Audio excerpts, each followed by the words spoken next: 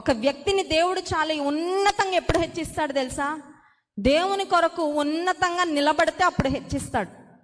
హెచ్చింపబడిన వారిని చూసి అసూయ పడడం చాలా ఈజీ. అబ్బా, ఇంత ఎత్తుకు ఎదిగిపోయారండి, ఊరికే ఎదగలేదులేండి, ఏదో అలా అదృష్టం కలిసి వచ్చిందని ఎదిగారండి, ఏదో ఇదండి అదండి అని ఎదిగిన వారిని చూసి ఏడ్చేవారు ఎక్కువ మంది. ఎదిగిన వారి మీద బురద వేయాలని, రాళ్ళు వేయాలని ప్రయత్నించేవారు సమాజంలో ఎక్కువ మంది. కానీ ఒక వ్యక్తిని దేవుడు హెచ్చించాడంటే దాని వెనకాల రహస్య జీవితంలో వారు దేవుని కొరకు తీసుకున్న నిర్ణయాలు, వారు పాపాన్ని అసహించుకున్న అనుభవాలు ఎన్నో ఉంటాయి. When you live a holy life for God privately, God will reward you publicly.